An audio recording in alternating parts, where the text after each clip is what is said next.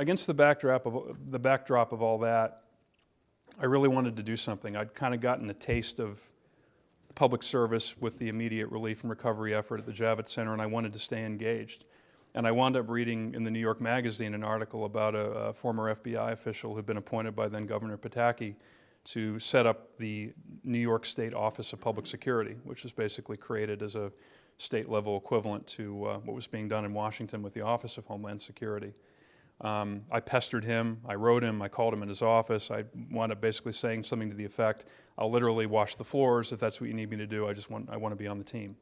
And thankfully for me, he finally accepted and put me on board and gave me a number of things to do that were unique to the time and obviously kind of drinking from a fire hose in terms of my previous experience in college and then working in entertainment. But it was a very unique time. There are not many instances where you have the chance in government at whatever level, whether it's federal, state, or local, to be involved in setting up a new discipline. There was no kind of matrix or code written for the Homeland Security discipline at the time. It was very multidisciplinary. It was very multi-jurisdictional in perspective. The basic idea, which I think 10 years later is still the right one, was to push as many people from diverse perspectives across the state agency community and across the state and local law enforcement community together into close quarters to figure out what made sense as a statewide Homeland Security and public security strategy.